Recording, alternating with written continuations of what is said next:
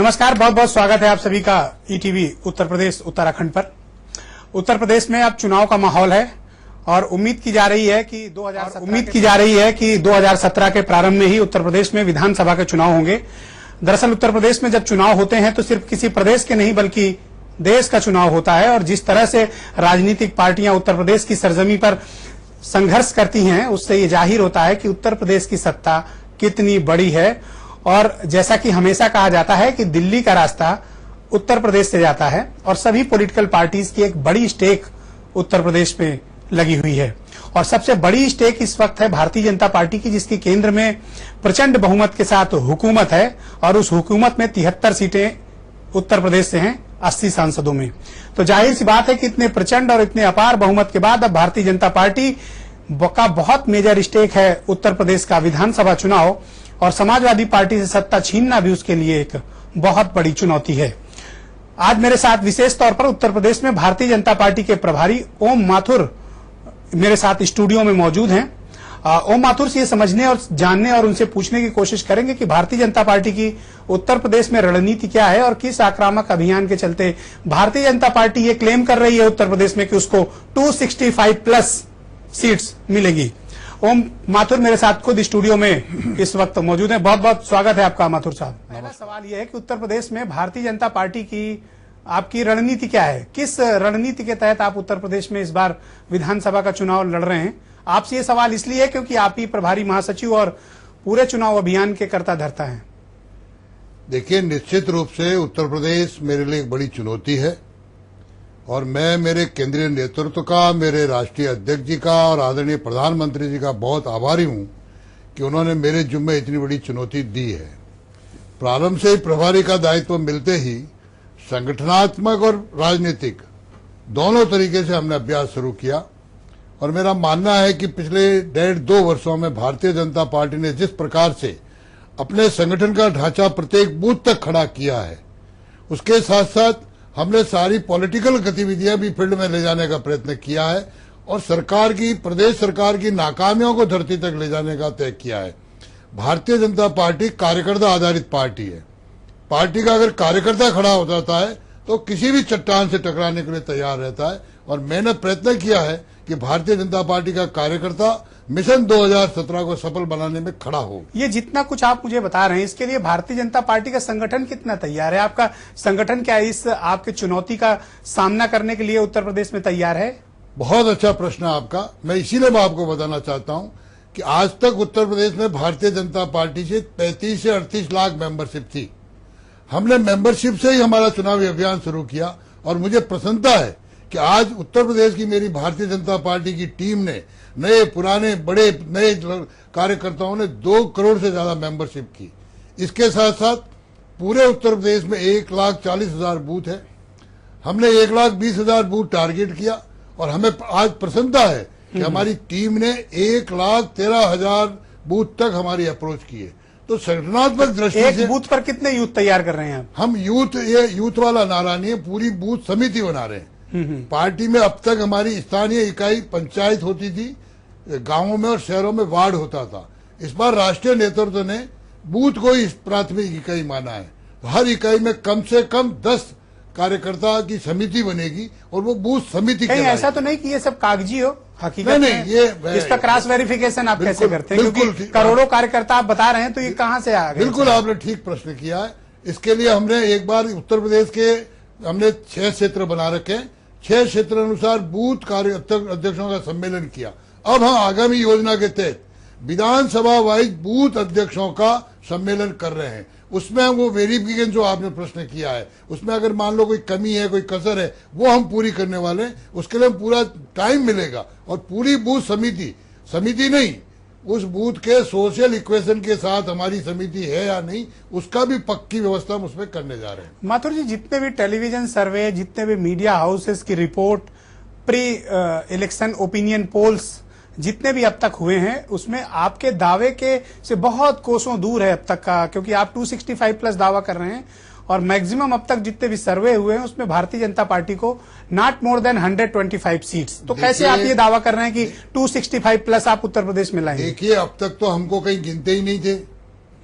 अगर 4 महीने पहले आप ये हमसे आपने चर्चा- सही बात कही। This 4 I महीने agree with पहले you. हमसे चर्चा करते तो आप हमको कुछ गिनते ही नहीं थे। आज हमको कम से कम सेकंड में तो लाने लगे कुछ सर्वे, वो भी आप और 2 महीने भर ठहरिए, सर्वे आते रहेंगे। सर्वे अभी अंत थोड़ी है, आप करते रहिए सर्वे। लेकिन ये तो आपको मानना पड़ेगा कि पिछले 4 महीने 5 महीने में भारतीय जनता पार्टी ने अपना बहुत आगे बढ़ाने का काम किया है। पर जितना मैंडेट आपको लोकसभा चुनाव के दौरान मिला माथुर जी, उसमें कमी जो महसूस हो रही है, इसकी वजह क्या मानते हैं? नहीं, मैं इसको वजह नहीं मानता हूं। देखिए, पिछले 15-20 वर्षों से भारतीय जनता पार्टी तीसरे चौथे के लिए संघर्ष कर रही थी। लेकिन लोकसभा चुनावों में हमें जो मैंडेट मिला, मेरे लिए बहुत बड़ी चुनौती है।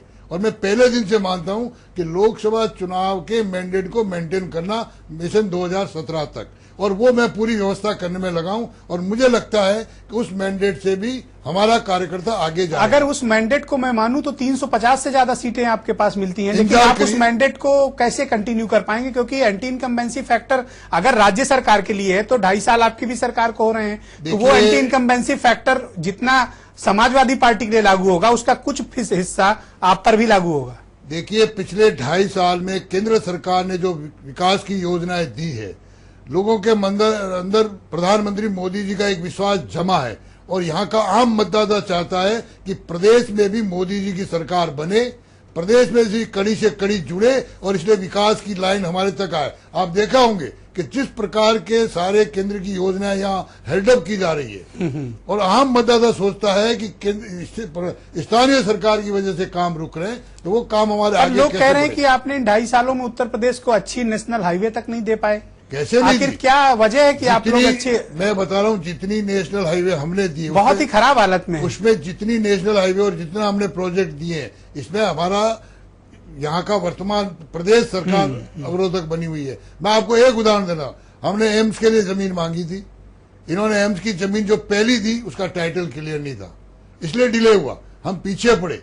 आज 27 वर्षों से फर्टिलाइजर गोरखपुर का कारखाना बंद पड़ा था, हमने वो गोरखपुर चालू किया। आखिर इतने साल गए का, लोगों में विश्वास जमा है, वो चाहते हैं कि क्या उत्तर प्रदेश की सरकार सहयोग नहीं कर रही है?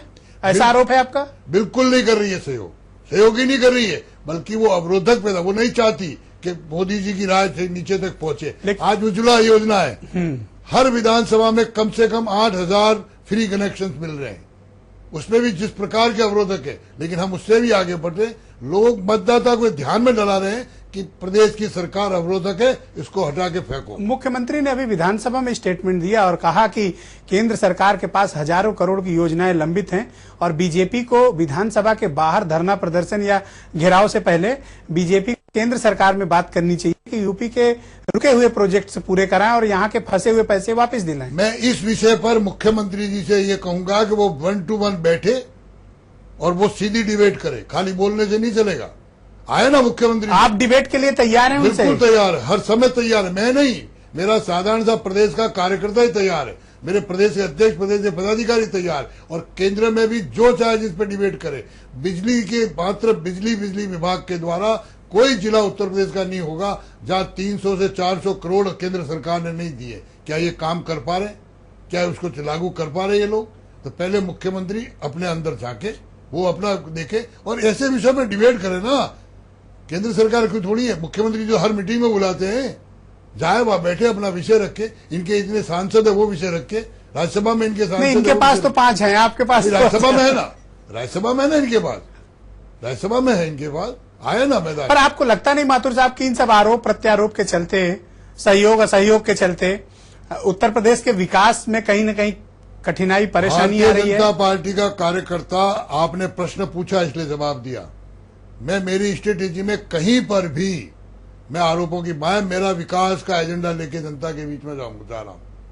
केंद्र सरकार ने जो विकास की योजनाएं दी है वो जनता के बीच में लेके जा रहे हैं हम। यहाँ की मुझे बताइए, आज उत्तर प्रदेश के समाज जीवन का कोई वर्ग प्रश्न है? सरेआम पुलिस के अधिकारी मारे जाते। मैंने खाली एक आइडिया हमारे प्रदेश अध्यक्ष और हमने दिया था कि जहां जहां जमीन का कब्जा किया, हमने ईमेल आईडी दी। आदरणीय मुलायम सिंह जी को 2 बार अपनी मीटिंग में ये कहना पड़ा कि जमीनों पे कब्जा करने से सरकार नहीं आएगी। ये क्यों कहा उन्होंने? नहीं, ये तो आपके कैंपेन को डिफ्यूज करने की बात हुई ना। इसका मतलब कहीं ना कहीं हमारे कैंपेन में दम था, कहीं ना कहीं हमको शिकायतें मिल रही थी कहीं ना कहीं हमको जानकारी मिल रही थी। और मथुरा कांड तो आपने दिखाया है, लाइव दिखाया आपने, पूरे शहर के बीच में सैकड़ों एकड़ जमीन, हजारों करोड़ की जमीन वर्षों तक, और फिर उसमें उतना असला मिल जाए, जहां पुलिस अधिकारी मारे जाए।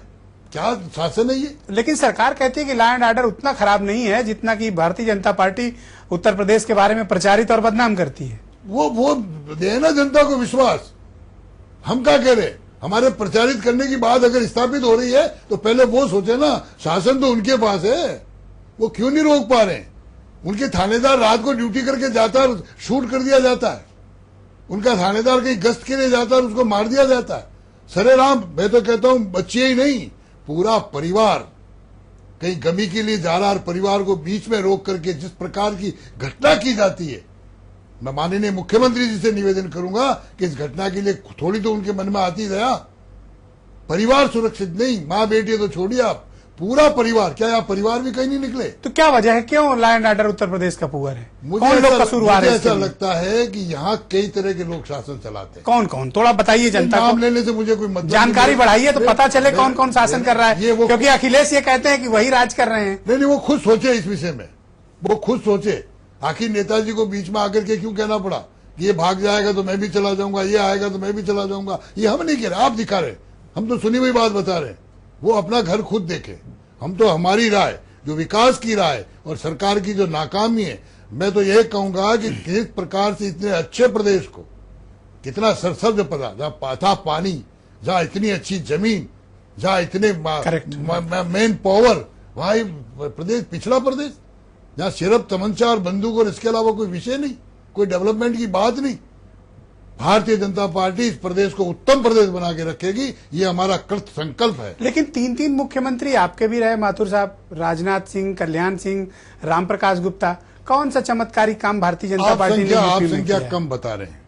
भारतीय जनता पार्टी का प्रत्येक कार्यकर्ता मुख्यमंत्री है। आप संख्या 3 बता रहे हैं, थोड़ा इसको नहीं, आपकी सरकार जब थी तब का मैं जिक्र कर रहा हूँ। उस समय क्या होगा क्या नहीं होगा, मैं तो अभी की बात कर रहा हूँ। ये पार्टी किसी व्यक्ति की पार्टी नहीं है, किसी परिवार की पार्टी नहीं है, ये पार्टी किसी समाज की पार्टी नहीं है, ये पार्टी कार्यकर्ता आधारित पार्टी है। और हमारा निर्णय एक व्यक्ति नहीं करता है, हमारा सेंट्रल पार्लियामेंट बोर्ड तय करता है। जब भी इसमें आवश्यकता होगी उसका निर्णय करेगा। एक बहुत ही ज्वलंत प्रश्न है जिसका जवाब पूरा देश जानना चाहता है कि उत्तर प्रदेश में भारतीय जनता पार्टी का मुख्यमंत्री पद का प्रत्याशी कौन होगा? नहीं, ये अच्छा है, आप लोगों के लिए इन्वेस्टिगेशन का विषय है। भारतीय जनता पार्टी जब भी इस विषय को आवश्यकता समझेगी, हमारा सेंट्रल पार्लियामेंट बोर्ड निर्णय करेगा। जो भी निर्णय करेगा, मेरा प्रत्येक कार्यकर्ता उसको स्वीकार करके आगे बढ़ेगा। राजनाथ सिंह कैसे रहेंगे?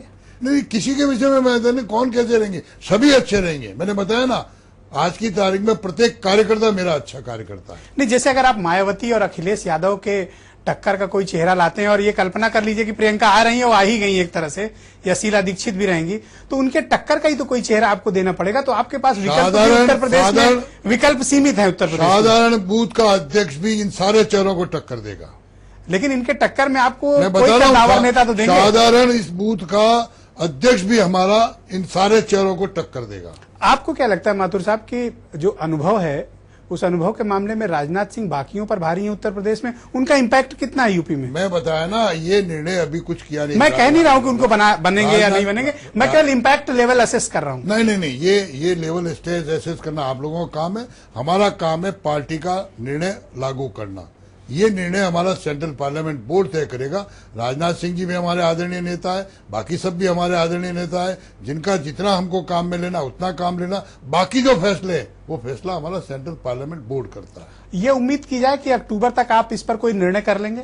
नहीं, ये भविष्यवाणी करने का एक लमसम आइडिया लगेगी तब तक। भविष्यवाणियों का सारा आजकल प्रेस वालों के जुम्मे, वो भविष्यवाणी करते हैं। मैं पार्टी का कार्यकर्ता हूं, मैं भविष्यवाणी नहीं करता। कल्याण सिंह नाराज है, उनसे राय मशविरा नहीं करते हैं? आप तो राजस्थान के ही हैं, आपकी तो नियमित मुलाकात होती होगी। निश्चित मुलाकात होती है, किसी कीमत पर नाराज नहीं, हमेशा मिलते रहते हैं और उनका सलाह मशवरा हम काम में भी लेते रहते हैं। उत्तर प्रदेश में उनका बड़ा विराट अनुभव है।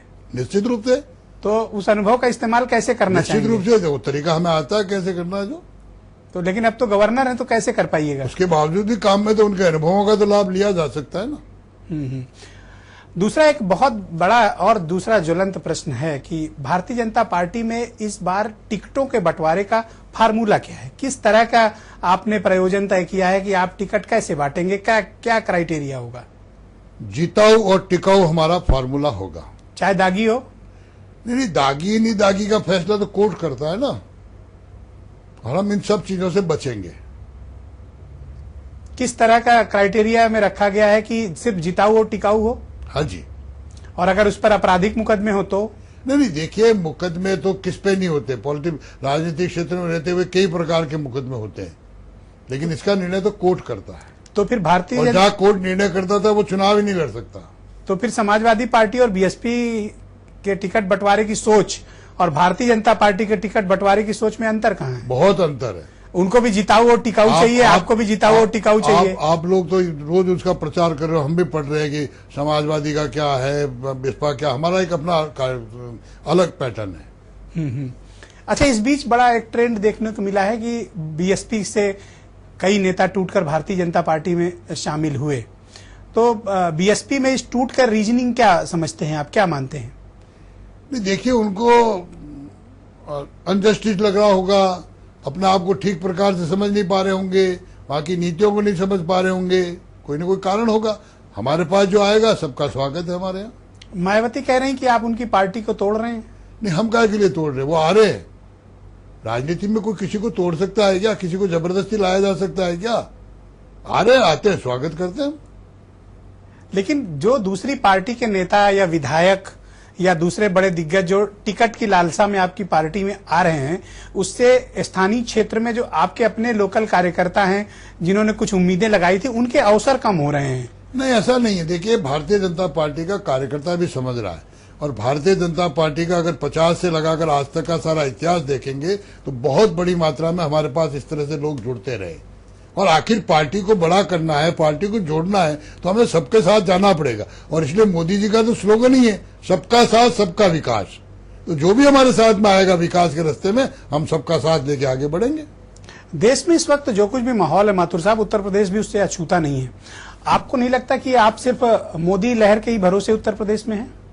नहीं, मोदी तो हमारे उनके नाम का करिश्मा उत्तर प्रदेश में इनकैश करना चाहते हैं। मोदी तो हमारे नेता है ही, लेकिन आखिर हमारी विचारधारा, मोदी जी भी हमारी विचारधारा के लेके आगे बढ़े हैं। मोदी जी पे भी तो लोगों ने विश्वास किया है। तो मोदी जी मूल तो हमारे कार्यकर्ता है। आज मोदी जी ने काम करके 12 साल तक गुजरात में काम किया, काम करके आ गया है, और आज देश ही नहीं पूरी दुनिया मोदी जी को स्वीकार करने लगी है। अमेरिका के राष्ट्रपति को कहना पड़ा ये एक्शन प्राइम मिनिस्टर। तो मोदी जी ने एक डेवलपमेंट, एक दिशा दी है देश को, तो क्यों नहीं मोदी जी हमारे नेता हैं? तो उत्तर प्रदेश में भी फेस नरेंद्र मोदी हैं। मोदी जी तो हमारे नेता है ही। मोदी जी की विचारधारा और मोदी जी का तो हर काम लेकर हम जनता के बीच में जाने वाले ही हैं। तो उन्हीं के नाम पर उत्तर प्रदेश में भी चुनाव लड़ेंगे? नहीं, वो नाम तो उनका होना, वो हमारे नेता है तो नाम तो होता ही है। इसमें क्या दिक्कत वाली बात है? मतलब उन्हीं को आगे फेस करके चुनाव लड़ेंगे? आगे फेस किसको करना, क्या करना, मैंने बार बार आपको कहा कि हमारा सेंट्रल पार्लियामेंट बोर्ड निर्णय करेगा। सेंट्रल पार्लियामेंट बोर्ड तय करेगा, ये आगे ये पीछे वो निर्णय करेगा, उस समय हम मान्य करेंगे सब। लेकिन लोग कह रहे हैं कि उत्तर प्रदेश में आप सीएम का फेस इसलिए नहीं डिक्लेयर कर रहे हैं क्योंकि यहाँ गुटबाजी की आपको डर बहुत है। इस नाते आप यहाँ पर किसी को चीफ मिनिस्टेरियल कैंडिडेट नहीं बनाना चाहते क्योंकि गुटबाजी से आप डरे हुए हैं। मैंने 2 सालों में कहीं गुटबाजी नहीं देखी।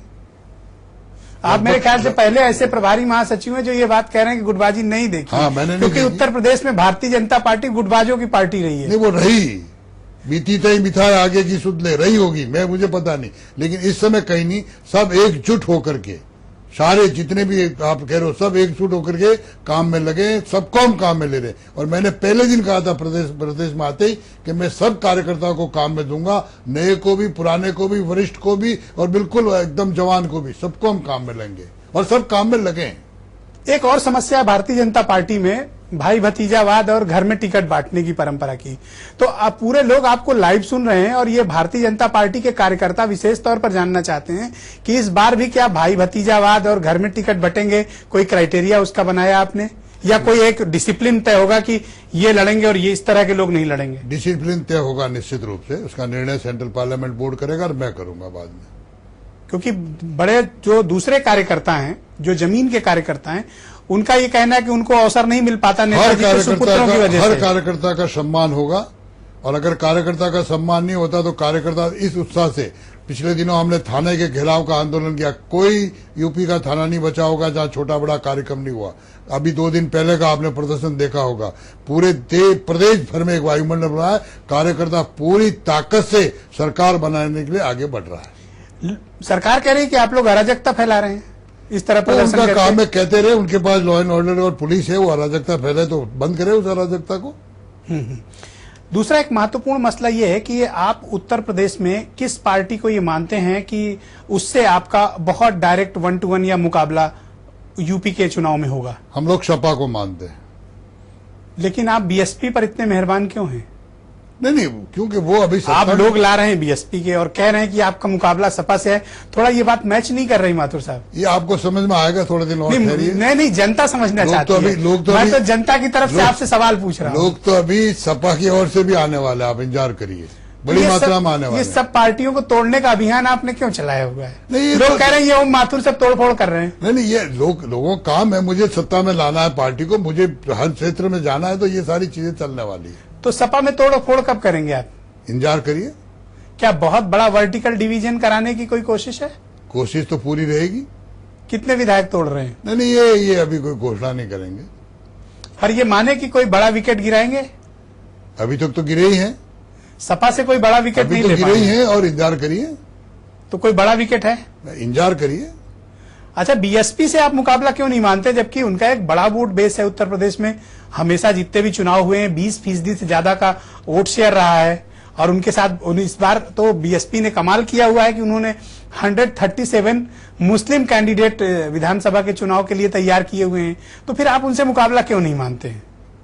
नहीं, अभी हमको इसके पीछे क्या रणनीति? अभी हमको ये लोग कोई रणनीति, हमको लग रहा है हमारा मुकाबला इस समय सपा से ही है। कैसे, जबकि एंटी इनकम्बेंसी फैक्टर भी उनके साथ हो सकता है? नहीं, तो भी उसके बावजूद सत्ता में है वो। आप क्यों अवॉइड कर रहे हैं उनके पास भी मायावती बड़ा वोट बैंक है। को? मायावती को आप अवॉइड क्यों कर रहे हैं? नहीं, कोई अवॉइड नहीं कर रहे। मैं तो आपको पहले बार भी आपके चैनल पे कहा था, मैं जब चुनाव के युद्ध मैदान में जाता हूं तो छोटा बड़ा हर एक को, सामने वाले को बड़ी चुनौती मान के चलता हूं। लेकिन आपने पर्टिकुलर मुकाबले का पूछा, इसलिए मैंने सपा का नाम दिया। नहीं, मैं तो आपसे एज ए पॉलिटिकल ऑब्जर्वर, आपका तो देश की राजनीति में बड़ा अच्छा अनुभव रहा है, मायावती को इग्नोर क्यों कर रहे हैं आप? नहीं, इग्नोर किसी को नहीं करें, वो भी हमको ध्यान में है।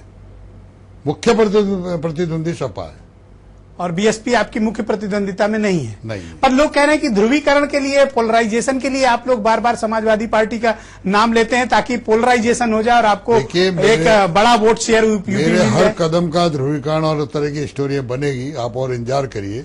मैं जब मध्य प्रदेश में 2001 में उमा जी को लेके गया था, वहां 10 साल से कांग्रेस का शासन था, कोई नहीं मानता था कि बीजेपी आएगी, तो वहां पे भी ऐसी चर्चाएं चली। उसके बाद गुजरात में भी यही हुआ, उसके बाद महाराष्ट्र में भी यही हुआ। तो ये चर्चा चलेगी और इंतजार करिए आप वहां। ऐसा क्या है ओम माथुर में कि जहां जाते हैं वो भारतीय जनता पार्टी की सरकार बनवा देते हैं? ओम माथुर में कुछ नहीं है, ये कार्यकर्ता का कमाल होता है। ओम माथुर कुछ नहीं है। क्यों, यही कार्यकर्ता, यही नेता उत्तर प्रदेश में थे।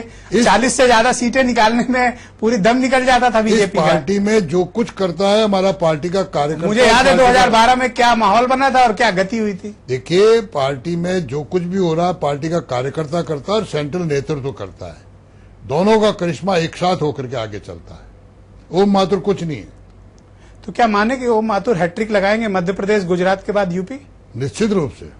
आप कॉन्फिडेंट हैं? बिल्कुल। लेकिन अपने सांसदों और अपने विधायकों और मंत्रियों की जुबान पे लगाम नहीं लगा पा रहे हैं। नहीं, तो ठीक अनाप है। शनाप बयान देना आदत हो गई है। देखिए, कभी कभार ऐसी चीजें आती है, आखिर मनुष्य लोग हैं, थोड़ी होती है, लेकिन उनको भी समझ में आती है।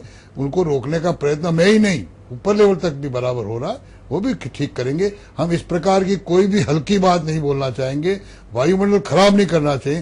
फेयर इलेक्शन हो, या अच्छे माहौल में चुनाव लड़े, ये मेरा प्रयत्न रहेगा। दयाशंकर कांड के बाद आपको लगता नहीं कि दलितों को लुभाने की जो कोशिश और उनके प्रति जिस तरह का समर्पण बीजेपी ने दिखाया था, उससे थोड़ा डिस्टेंस हुई है? कुछ नहीं हुआ। दलित तो समझ गए कि ये पहली पार्टी है कि दयाशंकर से बोलते ही तुरंत कार्रवाई हुई। मैं तो आपसे ही प्रश्न करना चाहता हूं कि दूसरे दिन जो प्रदर्शन हुआ और जिसमें जिस प्रकार के शब्दों का उपयोग किया गया, क्या बसपा ने उनके लिए कोई कार्रवाई की? ये भारतीय जनता पार्टी है जो इस प्रकार के शब्दों को पसंद नहीं करती। इसलिए दलित भी, जो आपने कहा, वो भी समझते हैं कि भारतीय जनता पार्टी, और दलित बहुत अच्छी तरह से समझ गए, जो अंबेडकर जी के पंचतीर्थ बनाए तो आदरणीय नरेंद्र मोदी जी ने बनाए।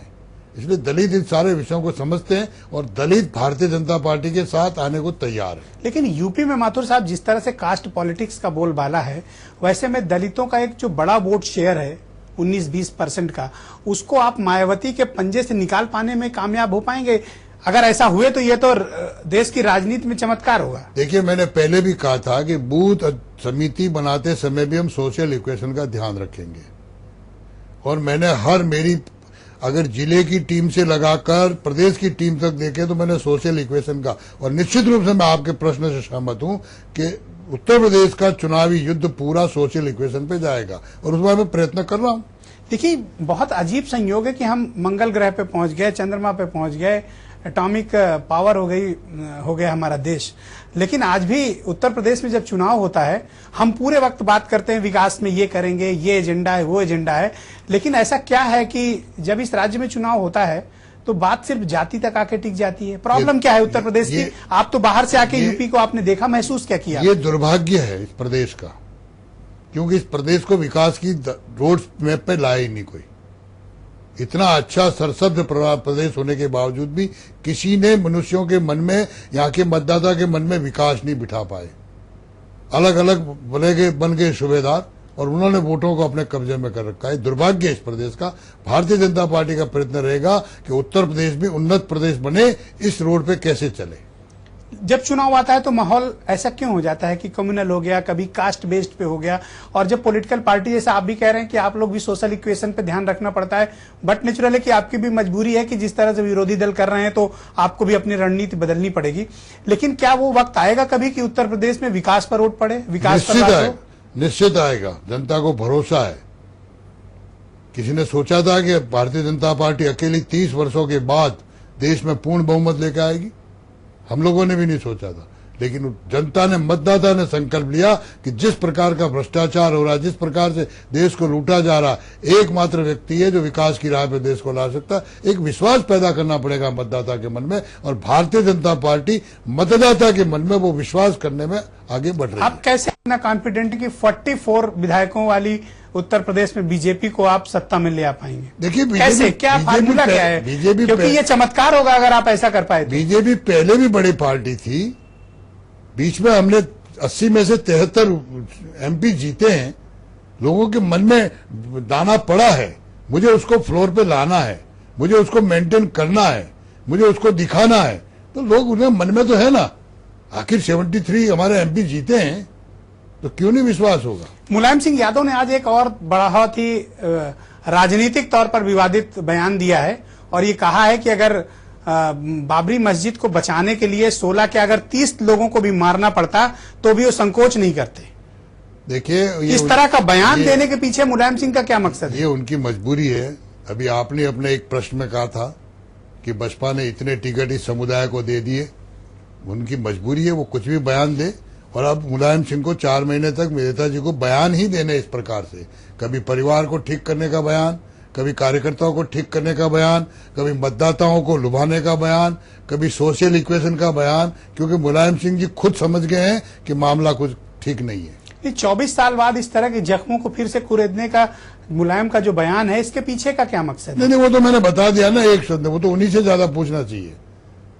लेकिन जो अभी आपने खुद ने एक प्रश्न किया मुझे कि बसपा ने इतने टिकट इस समुदाय को दिए, उनको लग रहा है कि मेरे हाथ से जा रहे हो।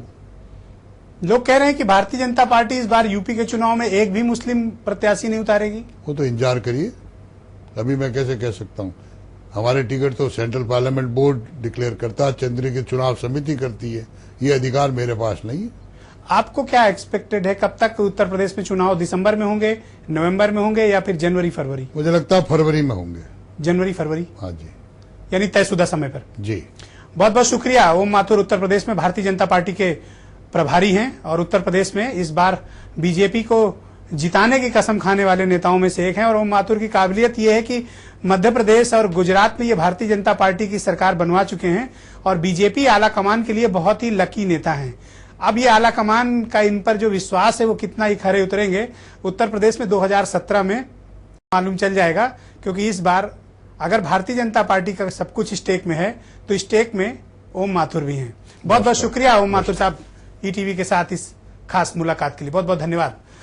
ये थे उत्तर प्रदेश में भारतीय जनता पार्टी के प्रभारी महासचिव ओम माथुर।